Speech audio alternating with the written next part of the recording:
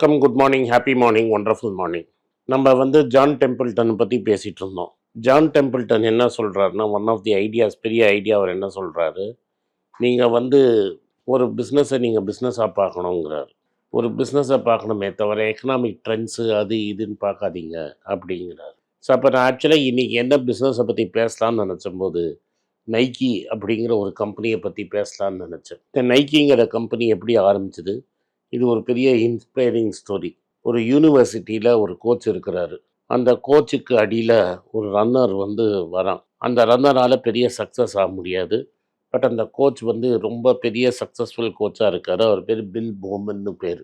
இந்த கூட வர ரன்னர் பேர் ஃபில் நைட். இந்த ஃபில் நைட் பல இடத்துல எழுதினாலும் செகண்டு அப்படியே அது மாதிரி வந்துகிட்டே இருக்கிறார். பெரிய சக்ஸஸ்ஃபுல் ரன்னராக மாற முடியல. ஆனால் அந்த பில் போமனுக்கு ரொம்ப நெருங்கிய ஸ்டூடெண்ட் ஆகிடுறார்.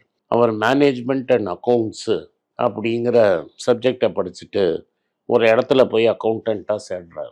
அந்த அக்கௌண்டண்ட்டாக சேர்ந்த உடனே அவர் இந்த கோச்சோட பேசிக்கிட்டே இருக்கிறார். இந்த கோச் என்ன சொல்கிறாருன்னா, நம்மளால் இந்த ரன்னிங் ஷூஸ் அந்த காலத்தில் நல்லா இல்லை, ரன்னர்ஸுக்குன்னு யாரும் ஷூஸ் பண்ண மாட்டேங்கிறாங்க, நான் ஷூ டிசைன் பண்ணால் உன்னால் மேனுஃபேக்சர் பண்ண முடியுமா அப்படின்னு சொல்கிறாரு. அப்போ சில ரன்னிங் ஷூஸ்லாம் டைகர் ஷூஸ் மாதிரி இது மாதிரி ஜப்பான்லேருந்து மட்டும் வந்துட்டு இருந்தது. நார்மல் ஷூஸுங்கிறது ரொம்ப எக்ஸ்பென்சிவ் அத்லீட் எக்ஸ்பென்சிவாக இருந்தது. இந்த கோச் பில் போமன் சொல்லி இவர் ஒரு ஷூஸை டிசைன் பண்ணி அந்த ஷூஸை ஜப்பானில் ஃபஸ்ட்டு மேனுஃபேக்சர் பண்ணி அமெரிக்கா கொண்டு அவர் அந்த ஷூஸை காரோட பேக் சைட் ட்ரங்க் இருக்குல்ல, நம்ம இந்தியாவில் அதை டிக்கியில் போட்டு கொண்டு வித்துட்டு இருந்தார். அப்படி தான் முதல்ல இவர் ஆரம்பித்தார். ஒரு ஜாப்பனீஸ் கம்பெனிக்கு ஏஜென்ட் ஆகிடுறாரு. கொஞ்சம் கொஞ்சமாக இந்த பிக்கப் ஆனோடனே அவரே இந்த ஷூஸை டிசைன் பண்ணி பண்ணுறாரு. ஒரு கிராஃபிக் டிசைனருக்கு லோகோ டிசைன் பண்ணுறாரு. க்ரீக் காடஸ் ஆஃப் விக்ட்ரி பேர் நைக்கி. அந்த சிம்பிள் அங்கேருந்து தான் அவங்களோட சிம்பிளாக ஒரு கிராஃபிக் ஆர்டிஸ்ட் டிசைன் பண்ணுறாங்க. இப்போ அந்த ஆர்டிஸ்ட்டுக்கு அவருக்கு கொஞ்சம் காசும் பின்னாடி ஷேர்ஸும் கொடுக்குறாரு. அது ஒரு தனி கதையாக இருக்கும் ஒரு நாளைக்கு. பட் அது மாதிரி தான் பேமெண்ட்டு கொடுக்குறாரு. அது கொஞ்சம் கொஞ்சமாக அந்த பிராண்ட் ஆகி அது ரொம்ப பெரிய பவர்ஃபுல் பிராண்ட் ஆகிடுது. இவங்களோட ஸ்ட்ராட்டஜியே என்னவாயிடுதுன்னா, பேஸ்கெட் பால் ரன்னர்ஸுக்காக பண்ணப்பட்ட ஷூ ப்ளஸ் டென்னிஸ் ஸ்டார்ஸ் போடுற ஷூ ப்ளஸ் அவங்கள வச்சே இவங்க அட்வர்டைஸ்மெண்ட் பண்ணுறாங்க. அதனால் இந்த பிராண்டு ஒரு பெரிய பிராண்டாக ஆகிடுது. அந்த அக்கௌண்ட்ஸ் படித்த பையன் பேர் ஃபில் நைட். அந்த ஃபில் நைட்டும் பில் போமனும் சேர்ந்து இதை சடனாக பார்த்தீங்கன்னா ஒரு குளோபல் பிராண்ட் ஆகிடுது. நான் ஸ்கூலில் படிக்கிற காலத்திலேயே இது பெரிய பிராண்டு.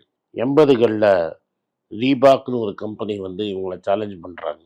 அட் ஒன் சமயம் எல்லாரும் என்ன சொல்கிறாங்கன்னா, ரீபாக் இவங்கள காலி பண்ணிவிடுவாங்கன்னு. ஆனால் ஃபில் நைட் அவங்கள கவுண்டர் பண்ணி பெட்டராக மார்க்கெட்டிங் பண்ணி திரும்பி அடித்து அவர் திரும்பி நம்பர் 1 பிராண்டாக மாறிடுறாரு. ஒரு சமயத்தில் இந்தியன் கிரிக்கெட் டீமை கூட அவங்க தான் ஸ்பான்சர் பண்ணிகிட்டு இருந்தாங்க. இந்த மாதிரி ஒரு பவர்ஃபுல் பிராண்டை பில்டப் பண்ணி வெரி சக்ஸஸ்ஃபுல் ஆகிட்டு இன்றைக்கும் அவங்க ஃபேமிலி தான் அந்த ஷூ கம்பெனியை கண்ட்ரோல் பண்ணுறாங்க. அப்போது என்ன ஆகுதுன்னா, இப்போ நடுவில் ஒரு வாட்டி 90ஸ்ல ஷூ டிசைன் அவங்களது சரியாக இல்லாமல் பாப்புலர் ஆகாமல் அந்த கம்பெனி திரும்பி ப்ரெஷரில் வருது. அப்போது ஒரு பேப்பரில் அட்வர்டைஸ்மெண்ட் போட்டு யார் நல்லா ஷூ டிசைன் பண்ணுறீங்களோ இந்த கம்பெனிக்கு அந்த டிசைன் செலக்ட் ஆச்சுன்னா நீங்கள் நைக்கிங்கிற பிராண்டுக்கே சீஃப் டிசைனர் ஆவீங்கன்னு சொல்கிறார். ஒரு ஆர்கிடெக்சர் படித்தவன் ஒரு பையன் ஷூவை பயங்கரமாக நல்லா டிசைன் பண்ணி அந்த ஷூ காம்படிஷனில் அவர் ஜெயிக்கிறார். இந்த ஷூ காம்படிஷனில் அவர் ஜெயித்ததில் அந்த பிராண்டு ரீஜெனரேட் ஆகிடுது. இது இவ்வளோ தூரம் சக்ஸஸ்ஃபுல் ஆனோன்னா இந்த பேண்டமிக் டைமில் இவங்க என்ன டிசைட் பண்ணுறாங்கன்னா, ஒரு புது எம்டியை கூட்டிகிட்டு வராங்க. அவங்க கன்சியூமர் செக்மெண்ட்லேருந்து கூப்பிட்டு வர்றாரு. இந்த கன்சியூமர் செக்மெண்ட்லேருந்து கூட்டிகிட்டு வந்த பையன் என்ன ஐடியா பண்ணுறான்னா, இப்போ இன்டர்நெட்டே வந்துடுச்சு, நம்மளே நைக்கியே டைரெக்டாக கன்சூமர்கிட்ட விற்கலாம். இந்த கடை, இந்த ஷூ ரீட்டெயிலெல்லாம் நம்மளுக்கு தேவையில்லை, நம்மளுக்கு டிஸ்ட்ரிபியூஷனே வேணாம் அப்படிங்கிறத அவனோட ஐடியா. அவனுக்கு என்ன புரியலன்னா, இந்த பேண்டமிக் முடிஞ்சால் திரும்பி எல்லாரும் ஷூ கம்பெனிக்கு போய் திரும்பி அங்கேயே உட்காந்துருவாங்க. ஃபுட்லாக்கர் அப்படின்னு ஒரு பெரிய ஷூ கம்பெனி இருக்குது. அது மாதிரி பல ரீட்டெய்லர்ஸு அமெரிக்காவில் இருக்கிறவங்களோட இவங்க ரிலேஷன்ஷிப்பை உடைக்கிறாங்க. இந்த ரிலேஷன்ஷிப் உடைக்கணும்னு காத்துட்டு இருந்த மாதிரி ஹொக்கா இது மாதிரி புது பிராண்ட்ஸ் எல்லாம் உள்ளே இறங்கிடுறாங்க. நைக்கியோட சேல்ஸ் இறங்குது. இந்த ஹொக்கா ஏசிக்ஸ்னு ஒரு மாடல் இவங்களோட சேல்ஸ் ஏற ஆரம்பிக்குது. இந்த புது சிஇஓட ஐடியாவை மார்க்கெட் ஏற்றுக்கல. இந்த மாதிரி மார்க்கெட் ஏற்றுக்கலன்னு அவர் திரும்பி மைண்டை மாற்றிடுறாரு. இந்த ஆளை அமைச்சிட்டு இந்த கம்பெனியில் ரொம்ப நாளை ஒர்க் பண்ணிட்டு இருந்தவரை ஒருத்தரை திரும்பி கூட்டின்னு வராரு. அவரை திரும்பி இப்போ சிஇஓ ஆகிட்டார். எதுக்கு நான் இந்த கதையை சொல்கிறேன்னா, நைஸ் கைஸ் ஃபினிஷ் லாஸ்ட் அப்படிங்கிற ஒரு தியரி இருக்கும். ஃபில் நைட்டு வாழ்க்கையில் பெரிய அத்லீட்டால் அவங்க ஊரில் அவர் கோச் பல பெரிய ஒலிம்பிக்ஸு அது மாதிரி ஆளெல்லாம் கோச் பண்ணியிருக்கார் பெரிய அத்லீட்டால். ஆனால் இந்த அத்லீட்ஸுக்கு யூஸ் பண்ணுற மாதிரி பல ஷூஸு மற்ற எல்லா மெர்ச்சன்டைஸும் பண்ணி அவங்களோட என்டார்ஸ்மெண்ட்டில் ஒரு பெரிய குளோபல் பிராண்டாக இருக்கிறார். Shoe designed in America. Shoe அமெரிக்காவில் டிசைன் ஆகுது. மேனுஃபேக்சர்டு இன் ஏஷியா. இப்போ இந்தியாவிலையும் மேனுஃபேக்சர் பண்ணுறாங்க. மேனுஃபேக்சர் பண்ணி திரும்பி உலகத்தை திரும்பி கொண்டு போயிடுறாங்க. இந்த மேனுஃபேக்சரிங்கில் இருக்கிற மார்ஜின் ரொம்ப கம்மி.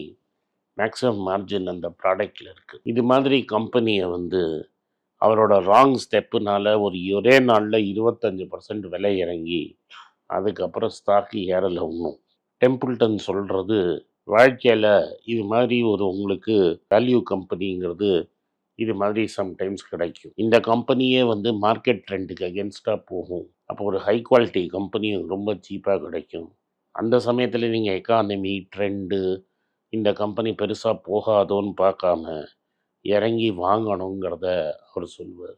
இதே மாதிரி தான் வாரன் பஃபெட் வாழ்க்கையிலையும் 2 வாட்டி ஆகும். ஒன்று, ஒரு அமெரிக்கன் எக்ஸ்பிரஸ்ங்கிற ஒரு பெரிய பிராண்டு சாலட் ஆயில் கான்ட்ரவர்சின்னு ஒரு இடத்துல மாட்டிக்கிறாங்க. அந்த சாலட் ஆயில் கான்ட்ரவர்சியில் ஒரு சாலட் ஆயில் சேல்ஸ் பண்ணுறவன் இவங்கள அமெக்ஸை ஏமாற்றி டேங்க்லலாம் சாலட் ஆயில் இருக்குதுன்னு சொல்லிடுவான்.